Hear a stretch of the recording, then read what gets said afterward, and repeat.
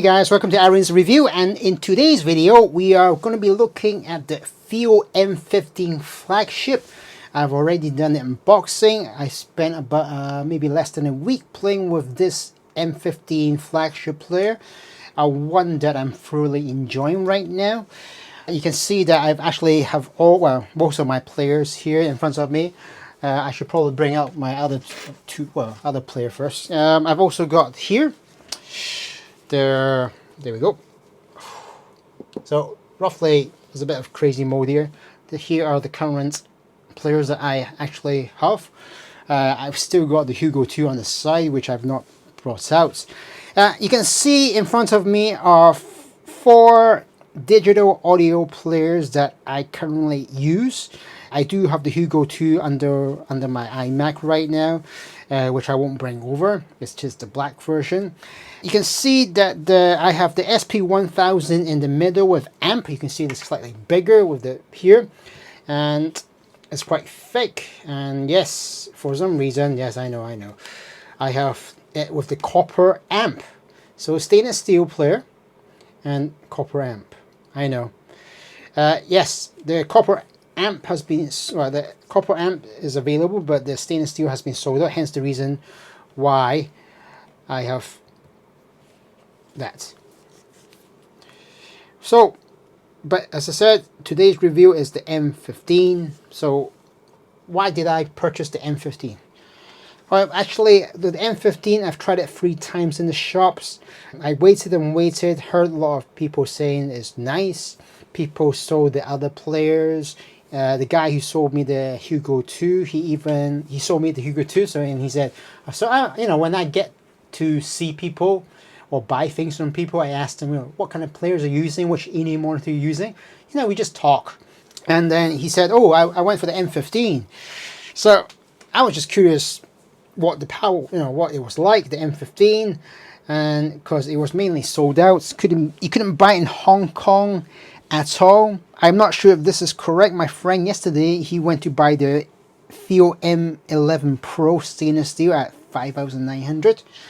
He said to me that, oh, I should have actually bought the M15 because he saw it at 8,888 Hong Kong dollars, which is a steal. Definitely cheaper than what I purchased it like a week ago, which was 9,500.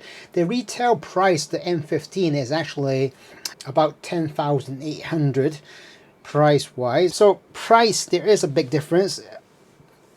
In regards to price comparison between the sp1000 or the sp2000, which is what I have here, the copper version. So what's the difference? Well, if it's this is probably 3 times the cost of the M15. This is like 30,000.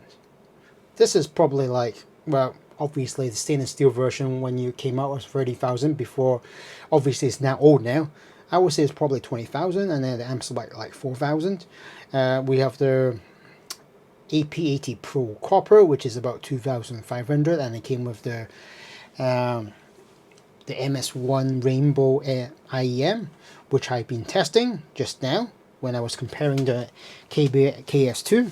First thing here, you can see that I am not upgrading it, mainly because I've heard and I've read that if you were to upgrade the firmware, the current firmware right now is 1.41. They want me to upgrade to 1.52.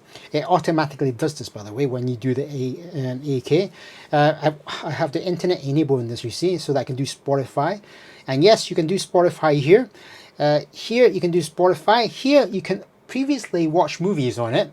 But due to the fact that the firmware upgrade, they have now stopped me from actually watching movies, which is one of the videos that I've done before on this channel to show you how you could manipulate the software such that you are able to watch movies or install any Android app on this device. But sadly, they don't do that now anymore.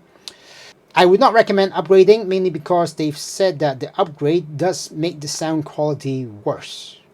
I know it's weird, but they've said that it was made. Well, this is according to people what I've read, or the users who listen to music. They've said that, oh, having upgraded firmware, the sound quality definitely changes. I would rather not upgrade. I'm not going to get anything beneficial out of it. So my recommendation is do not upgrade the firmware for the sp2000 or the sp1000. User has it that the new latest firmware does give you poorer sound quality, and I would prefer to stick with the better sound quality.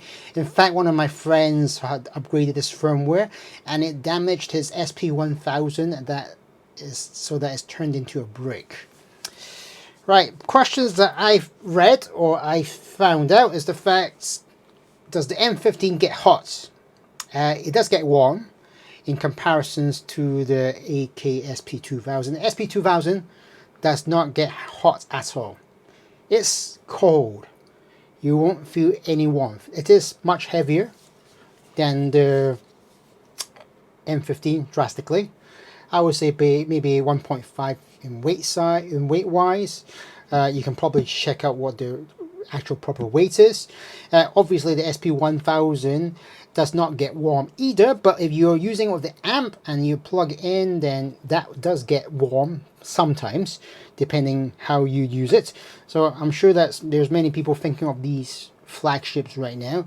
Yes, so the sp1000 with amp does get hot sometimes, but sp2000 definitely no, and there's no amp coming with the sp2000. With the sp1000 with amp, yes, it does sometimes get hot if you've plugged in and used it for a long time. With the M15, it does get warm, and it did get burning hot when I was using it with a case.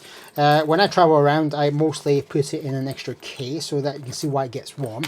In fact, the first day I had it was too warm, such that the machine stopped playing sound. You needed to cool down. First thing that you probably want to know is how is the sound quality from the M15. The M15 has one thing for it, and that is the power to drive your any monitors. The any monitors that had dynamic drivers, the any monitors that has electrostatic drivers or piezoelectric drivers. With BA, I think all four players here will drive it without any issues at all. But if you have something which has dynamic driver, it does benefit with extra power. And even when I lent it to somebody to try, he said straight away you can feel the power coming from the M15, such that it drives your any monitor properly. And that's not just any monitors, it also does headphones, because if I were to scroll down here, let me just get it, scroll down here maybe, Alright, when you want to do it, there we go, scroll down here. At the moment I have on low gain.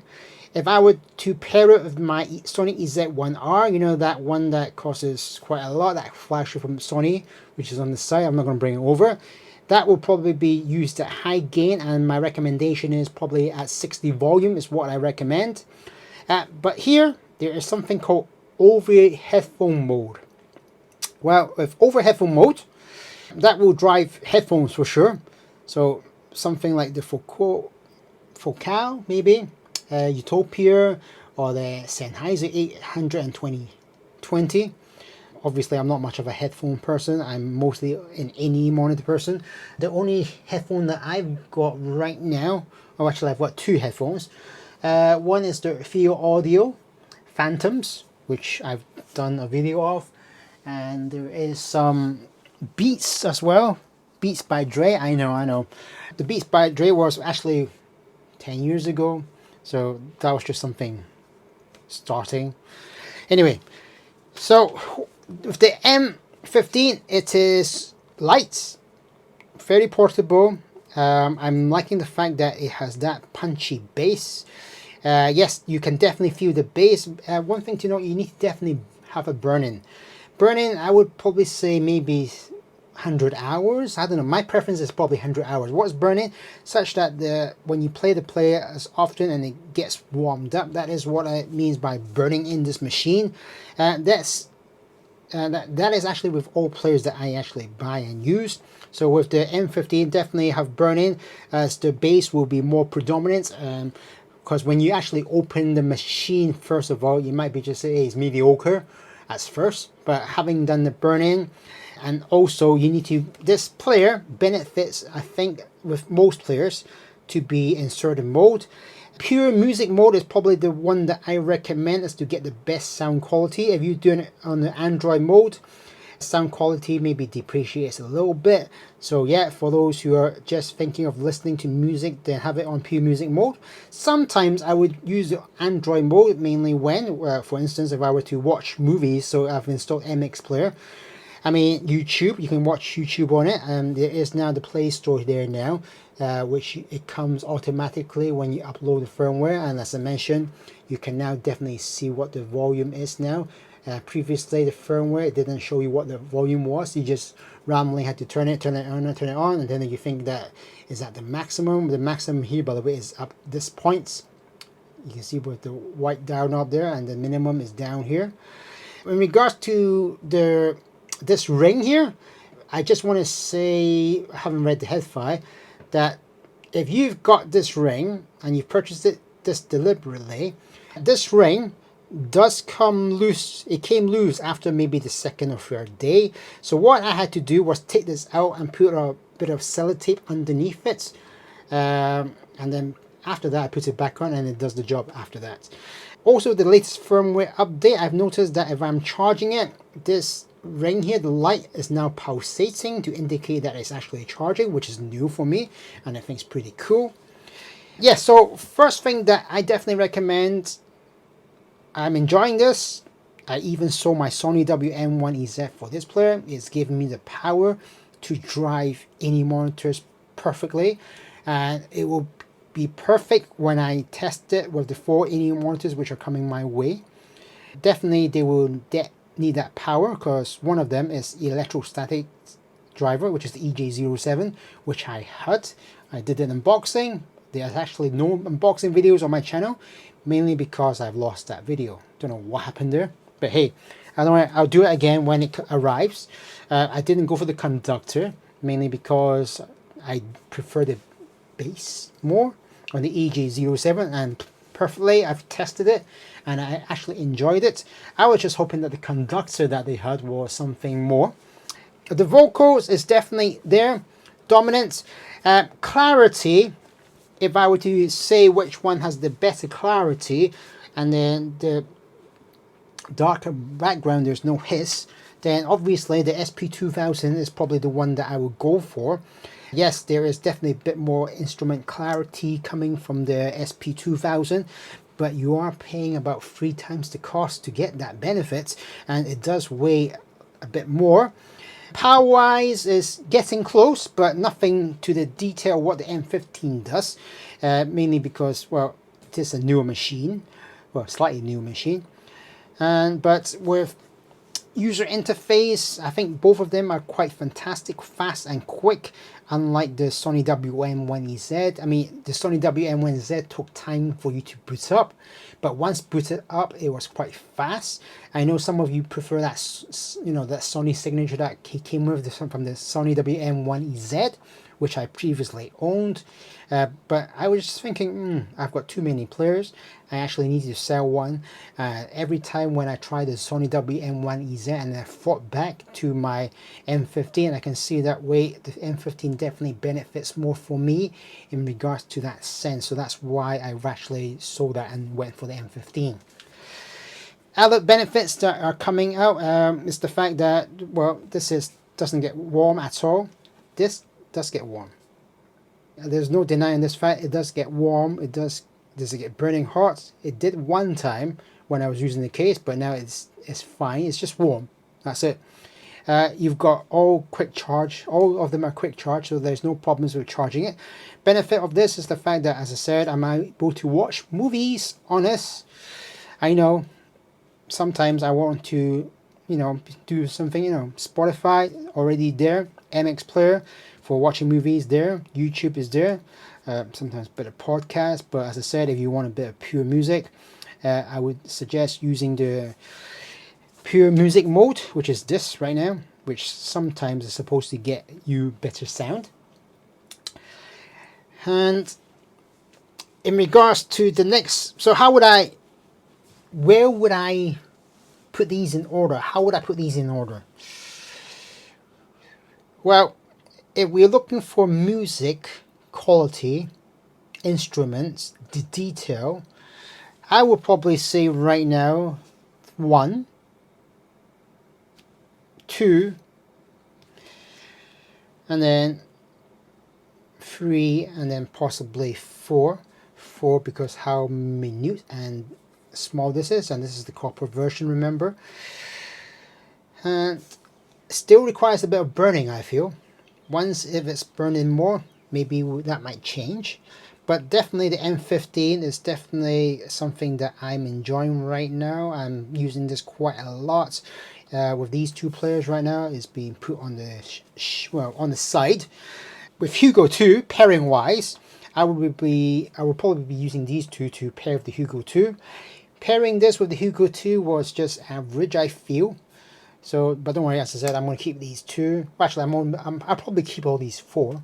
There's no changes at all. I mean, the only change that I wanted to make was the Sony WM1EZ. For those who are Sony fans, just to let you know, Sony is not going to be releasing a new digital audio player this year. Not this year at all, because I went to test out 3 players yesterday.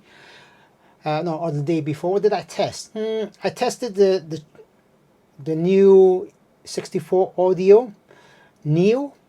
Sound already was there. It had that dynamic bass. It was a 9-driver one. The picture is here. I did take a picture. I also tested the Nobel. Can't remember what the name is. That was really nice. Punchy bass, big sound stage, but 25,000 Hong Kong dollar, guys. And then after that, I tried the M5, the Fiio M5, which is again also here. I mean, straight away, when I went in, the person recognized him. He knows me. He's into audio gear. I'm into audio gear. First thing he gave me was the Nobel one. The picture is definitely down here. So this is the one. Big sound stage, deep bass, electrostatic drivers, and BA and dynamic driver all in one go. It felt nice and comfortable. It is quite a big AV monitor. Cable was good, but $25,000. I don't know. That's something to be asked. Anyway, deep bass, definitely you can feel it straight away. You can plug it in, you can feel that power. Vocals is good. Yeah, one that I like and enjoy, and hence the reason why I'm using it now. And yeah, I can see why some people have sold the other digital audio player as to get this. And I've tried the R8, not that it's powerful, but it's too big. I've tried the DX220 Max, again from Ibasso. Again, that is even bigger than this, by the way. I will say about this size. I'm in Hong Kong. There is things to try. Remember, in Hong Kong, when there's shops available, you might as well try it. Sometimes you might take the road and buy it. Sometimes you just say, hey, I'll just test it. It's free. It doesn't cost me money. One of these days, they will know that I will buy something. And yeah, so for me, I bought the M15. Anyway, hope you guys have a nice summer. Stay safe. I hope you enjoyed this video, and do subscribe, and I'll see you again in the next video. More AV monitors coming my way. See you guys.